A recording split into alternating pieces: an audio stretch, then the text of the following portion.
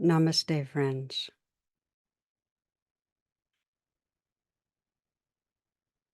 I always start with Namaste. Many are aware that the meaning is I bow to the sacred that lives through all of us. And I love beginning this way because it connects me. It helps me feel that shared field of awareness, of love that we all belong to. And Namaste can be done really mechanically. Um, but when we're present for it, like I find for myself when I'm embodying it, and I really invite you to experiment with this, there's a sense of I, thou, a kind of a real honoring, a reverential sense, a sense of intimacy, of connecting with essence, really. A friend of mine who has been exploring, just deepening that sense of namaste, practices it on the subways in New York City. And he says he'll have somebody, he'll just kind of settle his attention on someone, and he doesn't go up to them, and that might be a little alarming to them. But inwardly, he does it. He's bowing and in some way sensing into and acknowledging the goodness, the light in that other being. And he says when he does it, the other person becomes this kind of living mystery. I love the way you put it. And he can feel the shared spirit. There's a magic to it. So I don't know, can you imagine, not necessarily using the word or the gesture, but in some way, when you encounter someone, a sibling or a friend or your parent or child, colleague, like this guy, a stranger on the subway, if your attention was like that, where you were in some way sensing and honoring the spirit in them, I think if that was our whole entire spiritual practice, it would suffice, and imagine people around the world, if more and more people were actually very consciously, deeply, intentionally honoring each other with namaste. Well, I start here on purpose. It feels to me that the deep suffering in this world is forgetting our belonging, and this is a way of reconnecting. But it's really about forgetting belonging. That's when we're having a hard time, whether it's with our partner or child or um, those of a different race, religion, politics, forgetting our belonging. There's a story I've always loved. It was told by social activist Fran Peavy. She was walking on the Stanford campus, and some researchers were there with chimps and with video equipment. They were doing some sort of an experiment, and a crowd had gathered around, and the male chimp was running loose. The female was on a long chain, and the chimps, they were there. It was mostly men in the gathering, and they were trying to get the chimps to mate. And of course, the male didn't need much encouragement. He was really eager, grunting and tugging at the smaller chimp's chain. And she's whimpering and trying to avoid his advances. And Fran Peavy was witnessing this, and this whole wave of empathy went through her. And I want to read you what she wrote. She says, suddenly, the female chimp yanked her chain out of the male's grasp.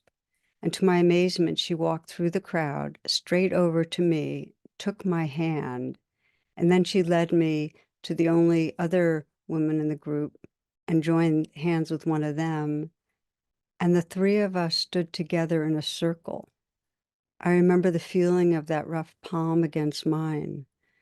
The little chimp had recognized us and reached out across all the years of evolution to form her own women's support group.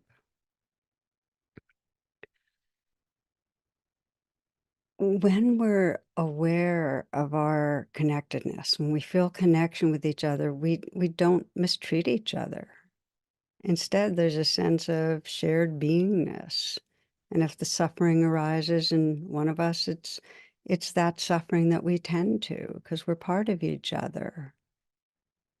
There's a line from the poet Hafez that I really love. He says, "I've come into this world to see this, the sword drop from men's hands, even at the height of their arc of anger, because we have finally realized there is just one flesh to wound."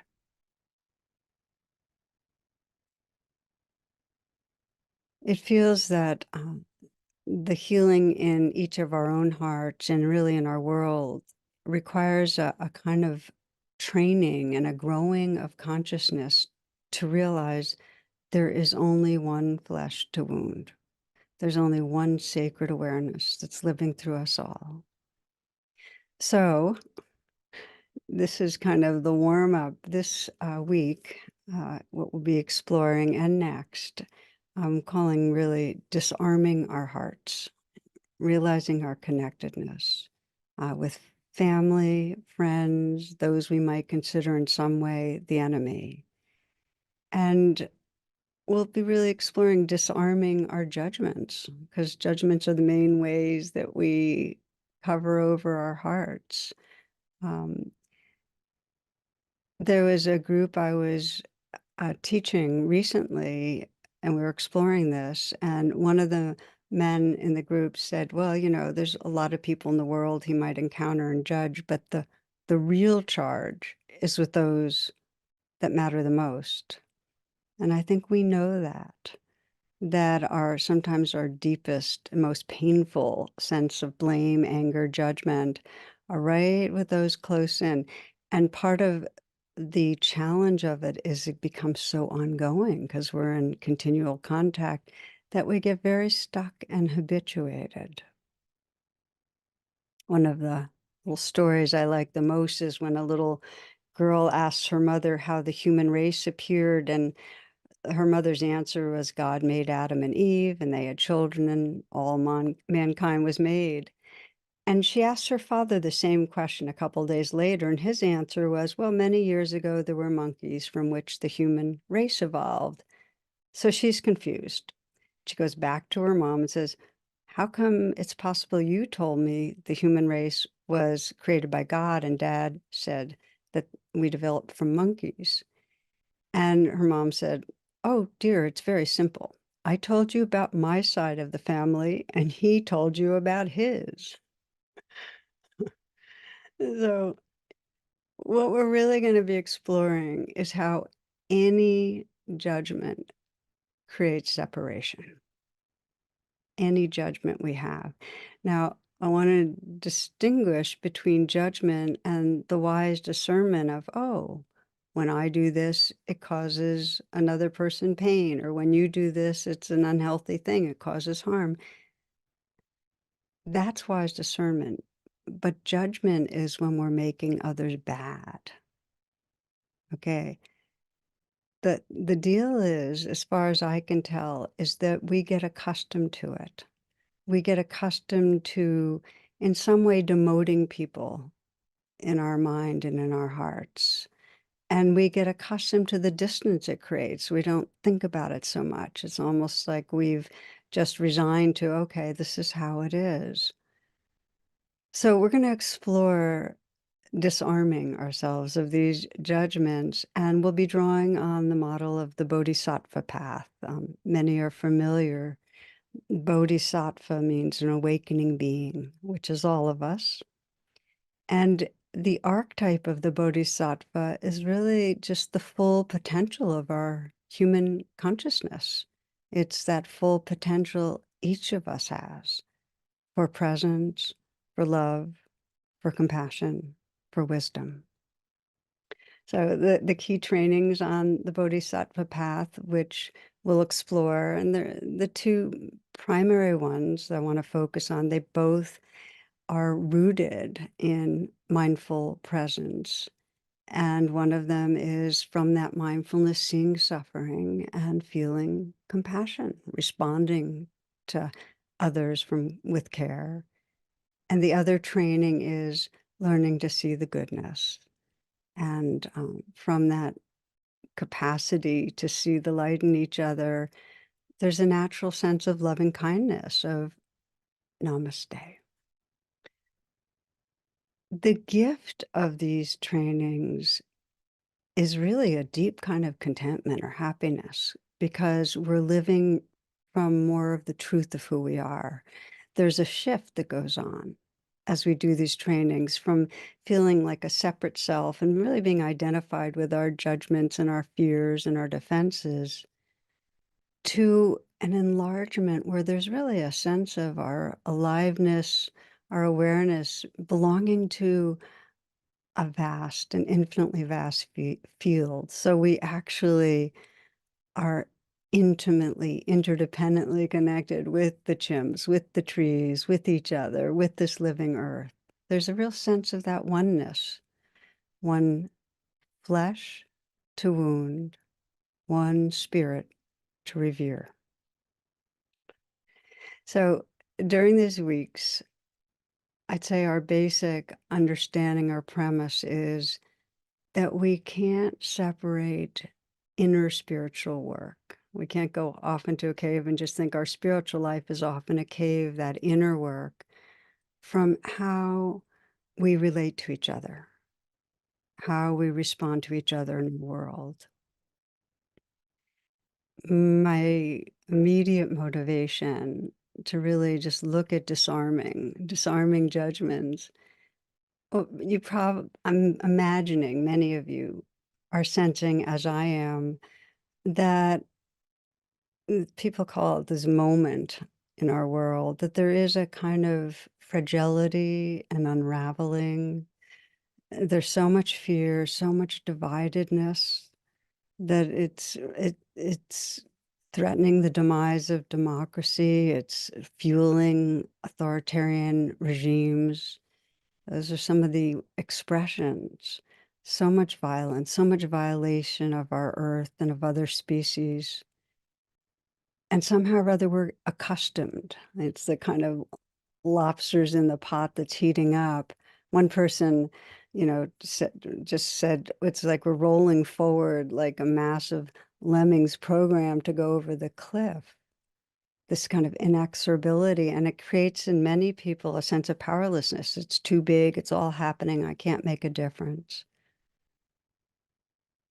I want to say on behalf of the lemmings that it's a myth that they commit mass suicide. Um, they get overpopulated and they need to get to food sources and they have to cross water, and sometimes some of them die in the crossings, but there's no mass suicide. But there's a reason humans have latched onto this, because it's a great metaphor for the kind of trance that we're in, the business as usual trance, right in the midst of a true existential crisis. So that's kind of on a global level, the trance, and it's in our personal lives because they always come together. That we get caught in our own kind of sense of isolation, loneliness, our own cocoon of how things are, and very stuck in resentments and blame and anger, dividedness from others. So there may be a civility with the people in our lives, but there's people that it's clear our hearts aren't open. There's not an empathy or tenderness. We're kind of going through the motions. We're shut down. And that can go on for weeks and decades. One man shared his story. He had been estranged from his father for his whole adult life. Just too much criticism, too many fights about politics, never feeling approved of, that kind of thing. So he had a strong relationship with his mom. He'd talk to her weekly and periodically visit, and she'd be in the kitchen and they'd hang out in the kitchen. He wouldn't even go into the TV room where his father usually was. In recent years, his father had had a stroke, and he came by a few times and checked in on him. It was very cool, stiff, distanced. So there'd been about a year where both in his 12-step work and then he came to a meditation retreat where he really focused on his life of feeling resentful and angry at his father and how to face deep down that he was never going to have the father he wanted. And he did a real deep practice of self-compassion with that and was able to see his father a little more clearly that he was doing the best he could. And he just felt a real huge wave of regret that he had put up such a wall against his father all those decades.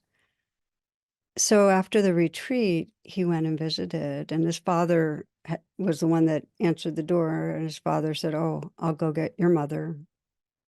And he said, "No, Dad, I came for you." And the older man kind of shook his head, but they sat down together. And this man just started in. He said, "I am so sorry." And he couldn't get the rest out. He just started crying. And his father had tears for the first time. He actually saw his father have tears. So I'll just say that it was an awkward reconciliation, but it was a real one.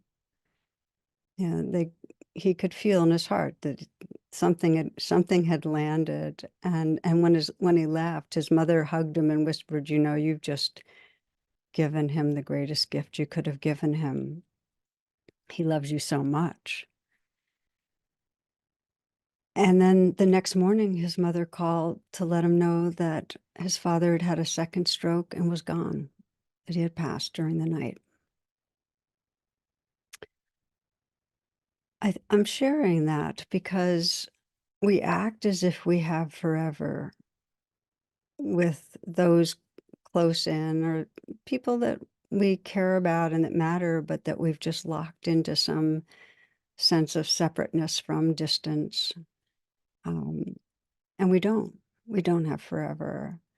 So we'll use the remainder of this talk to explore disarming with those close in, and just to say that it's part of the architecture of our brain to perceive ourselves as separate and to scan for threats to meeting our needs. And when somebody gets in the way of meeting our needs, to evaluate them as bad. For this man, his father's judgment and lack of approval, it shut down his capacity to have empathy. He just locked into judging. No blame. That's just the way our brains are designed. And the reality is that the more we've been wounded or have unmet needs, the more reactive and quick we are to feel unsafe, even with those who did not create the original unsafety. The more quickly we feel not valued or unloved, and more quickly we judge people, judge and create divides. It's not our fault. It's part of the way the mind is designed, and there are ways that we can wake up out of it. But as I mentioned, it can be most insidious and corrosive in the closest circles, because those are the ones that matter the most in terms of meeting our needs. It could be the ongoing judgment or resentment towards the teen who is just not doing their part, or a partner who works too much or has different wants around intimacy or sex, or it could be the sibling who's been so rigid and controlling. Any judgment or resentment contracts the flow of loving. And as I mentioned, it can last for a really long time. I often think of Ram Dass, who many of you are familiar with, real icon, spiritual icon of a generation. And he talks about how all his life, he and his father were at odds, thinking the other should be different. There was that distance, really rigid. Near his death, that dropped away. That idea, you should be different, dropped away. And they accepted each other, and they became friends. So undoing this trance we lock into, this arm where we're just living with armoring of anger, blame, judgment.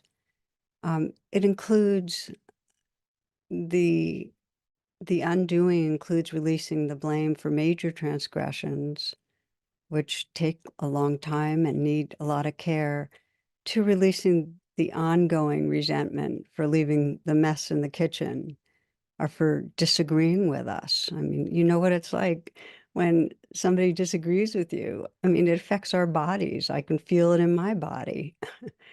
There's one of my favorite stories of a Taoist master who's sitting naked in his mountain cabin meditating, and a group of Confucianists enter the door of his hut. They've hiked up the mountain because they want to lecture him on the rules of proper conduct. And when they see this sage sitting naked before them, they're shocked and saying, "What are you doing sitting in your hut without any pants on?" And the sage responds, "This entire universe is my hut. This little hut is my pants. What are you fellows doing inside my pants?" So judgment occurs and locks in around religion, around beliefs, around politics, and around you should be doing something differently. So I mentioned that this is part of our evolutionary predicament. It's driven by the survival brain, and it's part of our evolutionary potential to bring the capacities of mindfulness, of what's called metacognition, seeing what's going on in our mind, of compassion, these bodhisattva trainings to enlarge our sense of our being and disarm the shift from I to we, from that kind of self-centeredness to a larger field of belonging, to sensing what it's like for other people to be inside their experience. As most are familiar, you'll find teachings and contemplations about disarming, forgiving in many different traditions.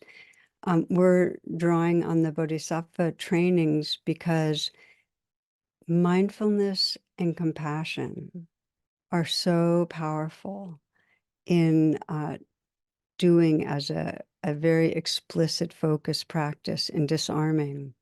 And what I'd like to do is invite each of you to choose someone in your life to explore this with.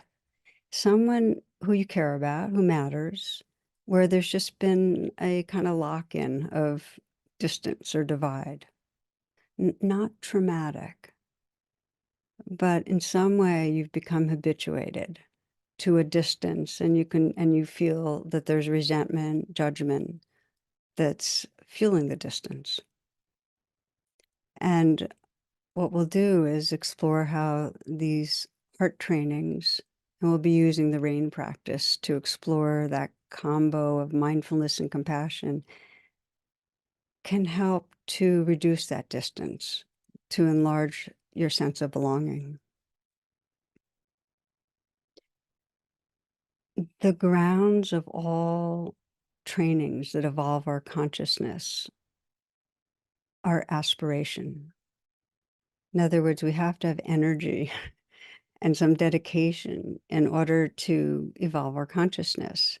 And we start with that. And I'd like to do a brief reflection right now where you bring a person to mind that you'd like to feel closer to, undo the armor. And if you'd like to take a moment to get still, to close your eyes or lower your gaze, take a few breaths, let yourself arrive.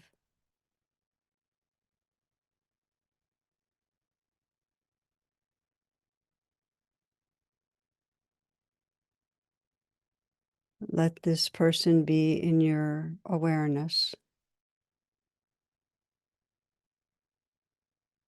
visually in the felt sense of the person.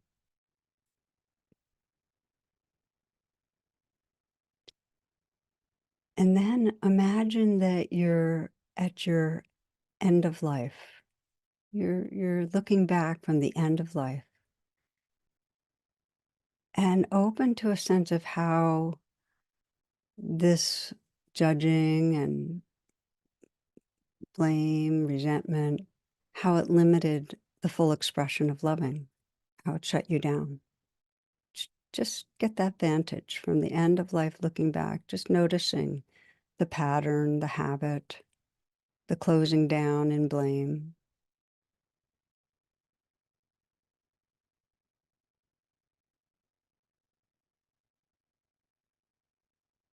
You'll get a felt sense of it. And then ask yourself from this vantage point of the end of life, what most matters to you with this person?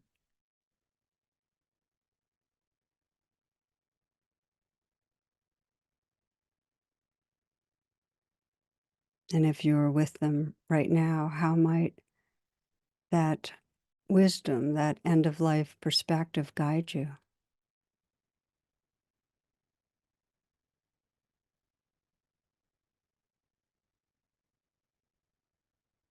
And just take a few moments to let your heart feel the aspiration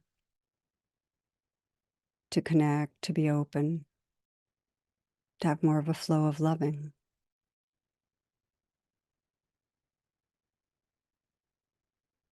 And as you're ready, take a full breath. If your eyes are closed, you can open your eyes. I want to acknowledge and respect that even when it matters, it's hard. It's hard to break the patterning of judgment and blame. You know, forgiveness is a great idea until we really have something to forgive. And it's it's like that. Annie Lamott talks about giving up all hope for a better past, that's what forgiveness is. We hold tightly to blame. And it's interesting to look at how come. And James Baldwin addresses this on a more societal basis, in terms of race. He says, I imagine that one of the reasons people cling to their hate and prejudice and judgment so stubbornly is because they sense that once hate is gone, they will be forced to deal with their own pain. It's the same thing, even when it's not hate, when there's judgment, when there's some aversion. If we let go of it, we're forced to deal with our own pain. And if you want to explore this a little bit, I'd like to invite you to bring to mind somebody where you actually feel very strong blame or resentment towards, where it's stronger. If you don't have somebody in your personal circle and somebody outside your personal circle, but just take a moment, and this can be done very quickly, actually. Bring someone to mind that you just know that you feel is wrong or bad in some way. Sense how come you feel it. What have they done?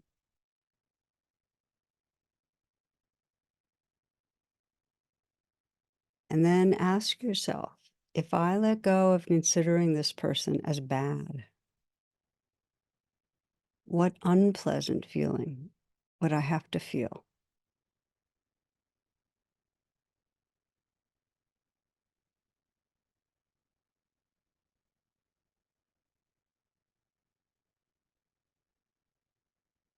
And notice, if you stopped blaming them, considering them bad, would you feel powerless, out of control? Now I can't change how it is?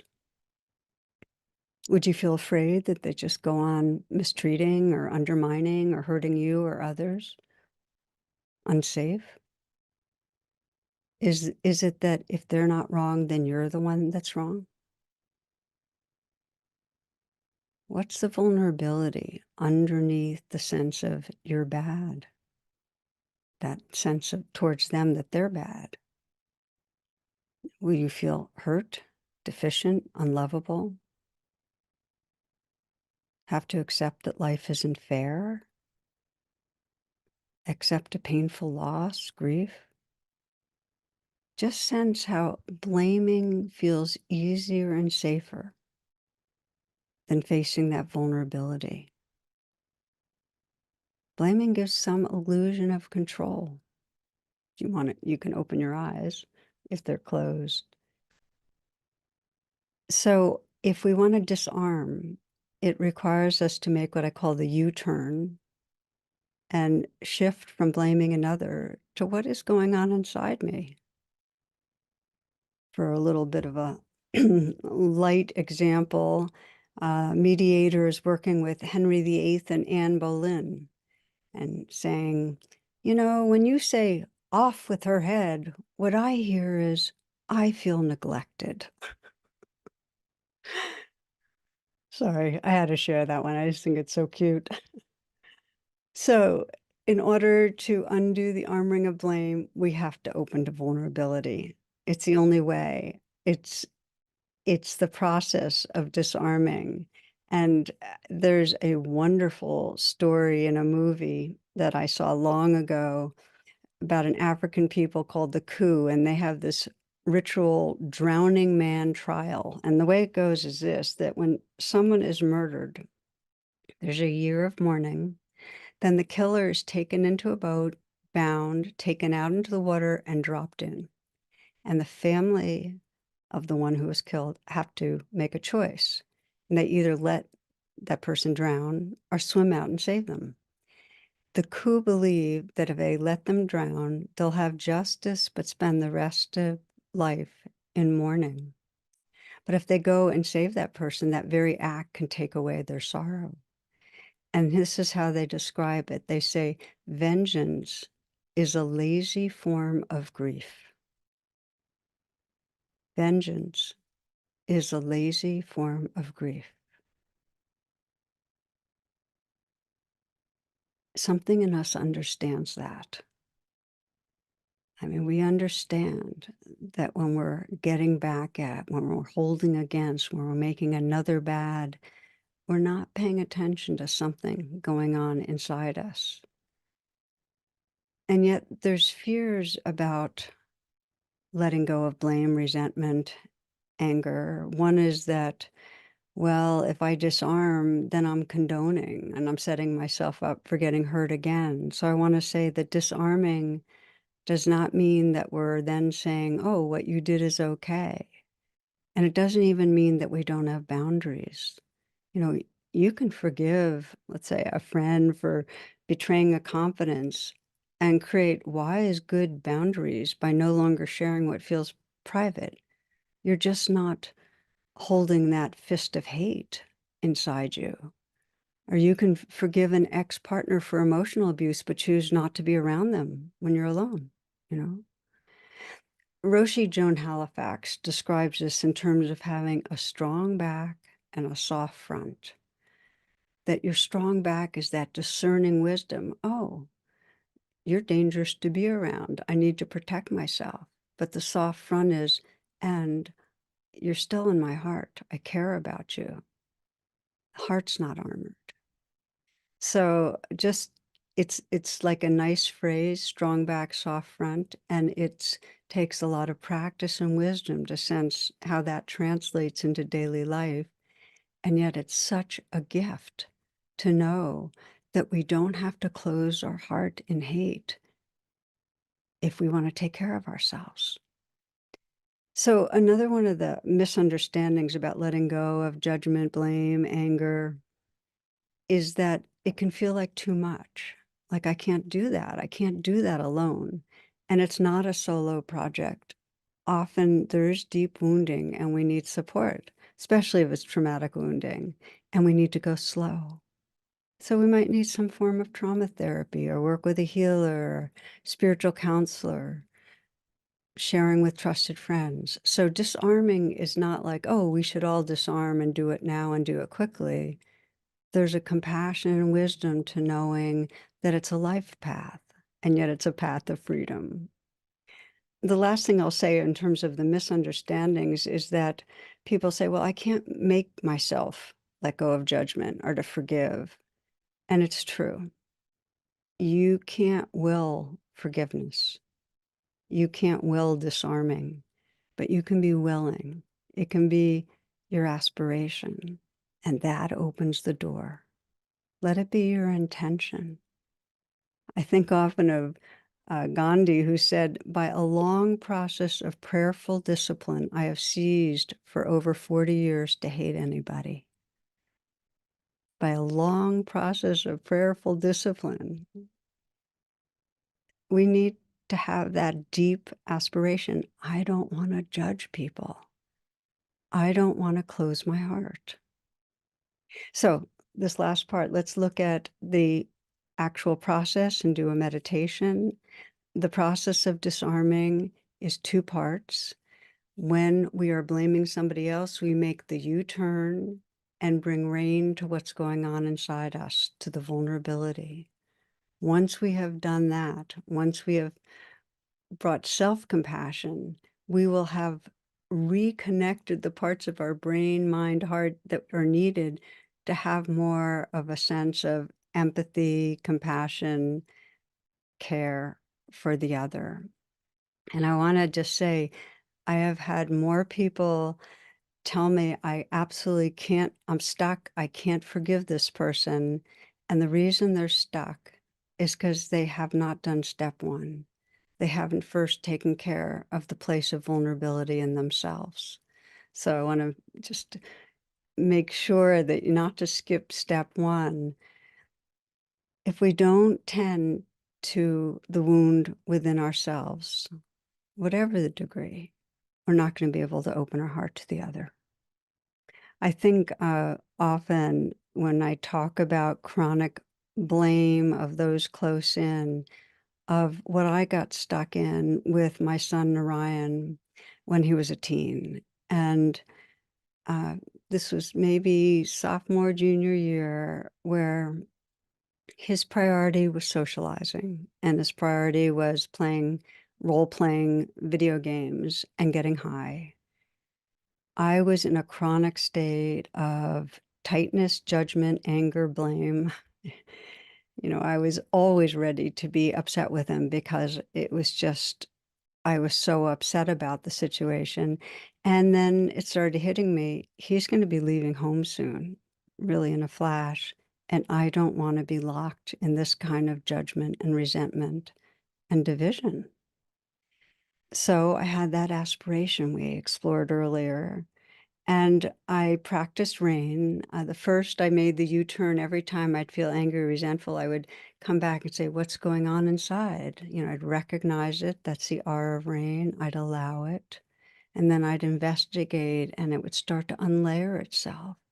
And I could feel that under the anger, there was fear. He's going to have a bad life because of how he's acting right now. And then I'd feel the layer of shame, and it's because I've failed him. I haven't been a good enough mother. And then under the shame, this sense of grief and it's creating such a distance.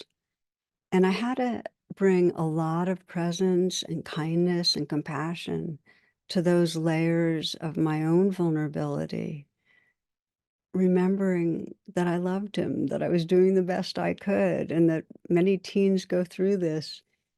I had to bring that care and comfort inwardly before I could see him from a larger perspective. We can't see each other through the lens of blame, truly. So when I could see through a larger perspective, I could see that, you know, he had gone through a real stretch of feeling lonely and disconnected and not respected by his peers. And now he was finding these ways to bond with others, and he was finding some mastery. And I represented this controlling, disrespectful energy that was trying to get, you know, between him and what he needed. So because I could see that, I could still have the strong back and set boundaries, but it was from a much more respectful, loving, caring, honest place. I could name what was going on for me. I could name my care. Um, Yeah, I was not putting him down in setting the boundaries. And I think that shifted both of our experience in a really important way. So the second part of the process, the first part, comfort ourselves. The second part, see the other more clearly. Um, as many of you know, and many are probably familiar with the story of, walking in the woods and seeing the little dog, and person goes and bends down to greet it, and it, lurches up with its fangs bared fiercely, and they go from being friendly towards the dog to being angry at the dog until they see that the dog's leg is in a trap. And then they might not get close because it might not be safe, but their heart's open. They can keep their boundaries, but strong back, but they have a soft front. Their heart's open. And here's the thing.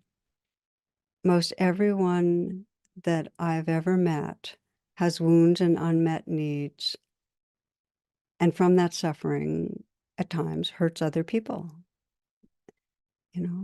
It's like if somebody causes suffering, they're generally suffering. And if we can see that suffering, we'll still protect ourselves and we'll still respond appropriately, but our hearts stay open and we actually become part of the healing. So I can say for myself that over these last, it's probably been 20 years, one of my main practices in life is what I call rain on blame. That when I catch myself judging, in some way blaming somebody, making them wrong, making them bad, I know immediately, okay, I'm creating division. Time is precious. I don't want to do this. I want to wake up from this trance. And when I first started doing it, my father had had one heart attack. Narayan was only had a few years till he was leaving, and I felt time moving. And there's no practice I'm as grateful for as really that dedicated practice of disarming the heart. So maybe before we begin the practice, I'll say that it's a taste of freedom to let go of the armor of judgment and really feel love flowing. Um, and it's something that we all want others to disarm with us. We love others to trust us and feel safe with us and let us in. Um, we don't want to feel separate. We all want to feel included in each other's hearts deep down. There's a story I read that I read a whole lot because to me it's a poem. And it's a poem like any poem that keeps settling deeper in our spirit when we listen. It's by author Scott McClanahan, who tells of a man who left home after an ugly fight with his parents. And he stayed away for many years, some of which he spent in jail. When he was released, he wrote to his parents and said he'd be coming home and gave the date. And he asked if they wanted to see him and if they were not ashamed of what had happened, of where he wound up, they should put a blanket on the clothesline. On the appointed day when he got off the train, he became anxious and started having painful doubts that they'd want to see him. The doubts became more insistent as he got closer to home and remembered the horrible words that had been exchanged. He was about to turn back when he saw a blanket in a tree. Then he saw another. And as the house came into sight, he saw the clothesline was covered in blankets. The yard was covered in blankets. The house was covered in blankets. His parents were standing there and they were welcoming him inside.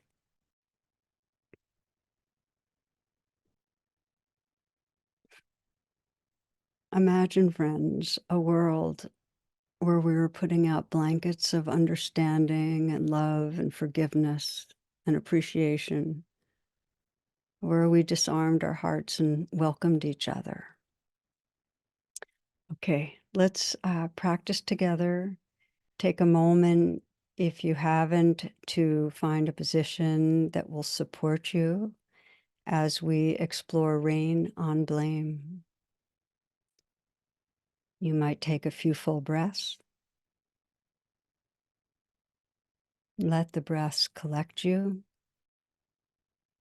Let the breaths bring you right here and now.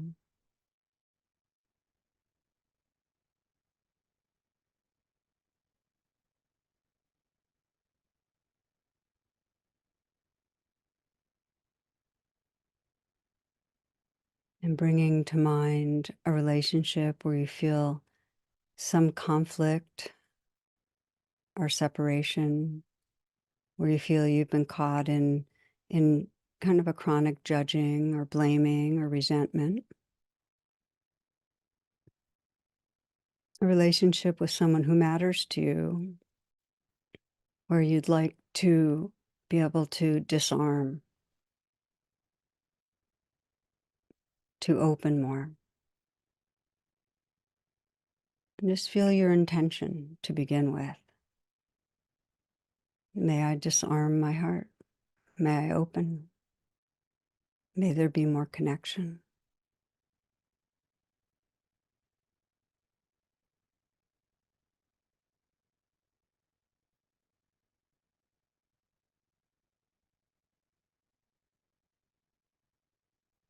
We begin rain with the R or recognize, and you might bring to mind a situation that triggers blame or anger or judgment, and have that in mind so that you can honestly recognize the armoring that comes up, the reaction that comes up. It may be anger or blame, judgment, tightness. And we recognize, perhaps by mentally whispering or noting what you're aware of. Just acknowledge what's here.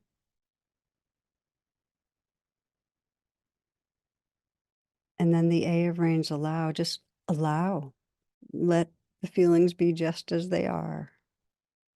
I often imagine the feelings as waves in an ocean, and you're saying, okay, this belongs. It's just part of life right now.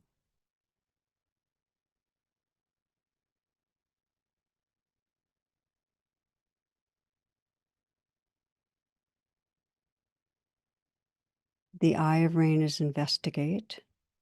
And you might begin by saying, when this is going on, what are you believing about the other person or yourself, or how they feel about you, the meaning of what's happened? Just notice if there's a belief in the background. Well, they couldn't care about me if they act that way, or they couldn't respect me, or I'm going to be hurt, or somebody else is going to be hurt.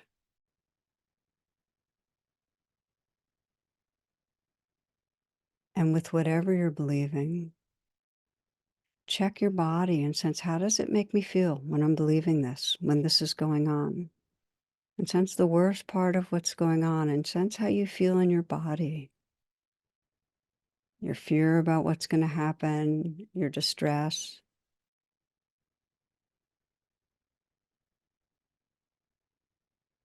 What sensations and emotions do you feel? What's the felt sense? When you're feeling this, whether it's anger or fear or hurt, you might let your face express what you're feeling. Explore what happens when you let your face express it, and even let your body posture express it. It'll help you get more connected to the physical, somatic experience.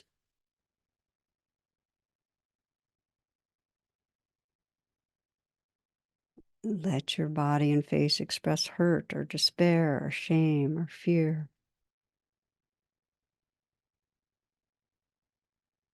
What's the deepest vulnerability? What's the vulnerability that you might not want it to be feeling?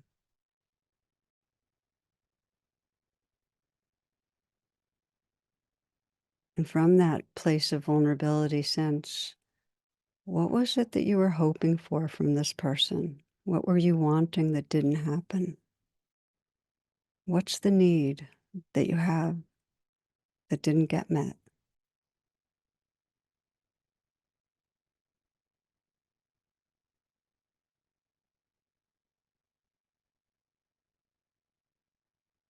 And you might put your hand on your heart or put your hand wherever you feel most vulnerability. And that's the beginning of nurturing, the end of rain. If you haven't done this before, this physical touch, it's a very powerful way to cut through and actually deepen the relationship with the life inside us. So sense it as a gentle touch to connect with vulnerability. Sense what the part of you that's vulnerable most needs to experience right now. What are the words that would most bring some healing or ease to this part of you? Is it just knowing I'm with you, I'm not leaving? Trust your goodness, you're lovable?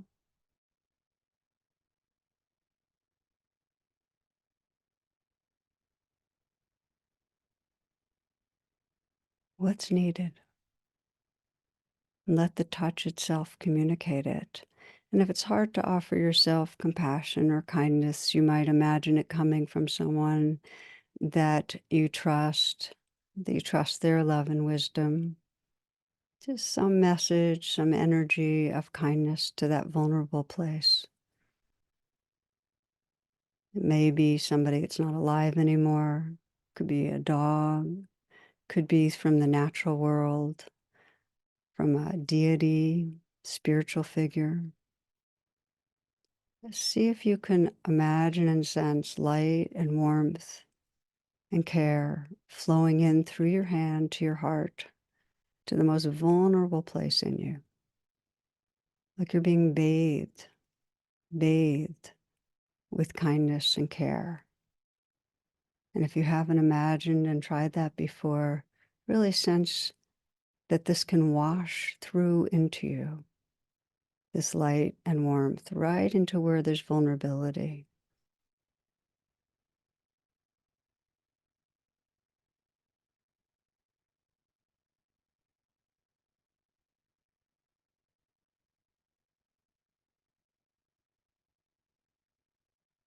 And feel yourself breathing, aware, witnessing what's going on, and sense the quality of presence that's emerged. Whatever shift has occurred from the beginning when you were identified as the judging self to this awareness, this presence, this compassionate space holding vulnerability. Maybe there's more spaciousness, more tenderness. And it's from a more spacious presence that you can bring your attention to the other person for the next step of this, which is to see them more clearly, to be aware of the conflictual or difficult situation that triggered you, and to sense inside them what might be going on. What is life like for you? Where does it hurt? How might your leg be caught in a trap? So you begin to investigate what that person might be feeling, what they were hoping for, what might be their unmet needs. Is it to feel respected, loved, important, understood? Sensing the possibility of, in some way, letting your heart's care respond, however naturally that happens. Perhaps to imagine that person feeling their needs met.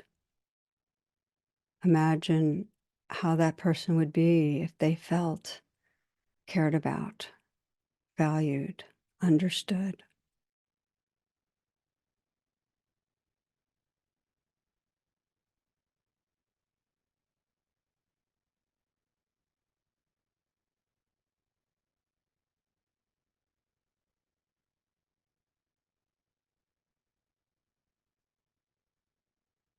We started with Namaste, and when we disarm, when we open, our own light shines through, and it's easier to see others' light. their basic goodness. So you might take these last moments to sense your own presence and spaciousness and tenderness, and sense the other when they're relaxed, happy, full with loving, how the light shines through them.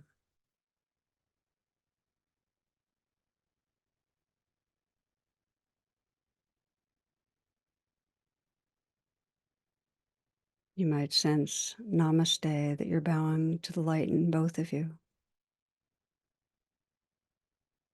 A light and a space that's big enough to hold our human imperfections with great tenderness. You might sense the words of Thomas Merton. He says, "Then it was as if I suddenly saw the secret beauty of their hearts, the depth of their hearts where neither sin nor knowledge could reach, the core of reality, the person that each one is in the eyes of the divine. If only they could see themselves as they really are. If only we could see each other that way all the time, there would be no more need for war, for hatred, for greed, for cruelty. I suppose the big problem would be that we would fall down and worship each other."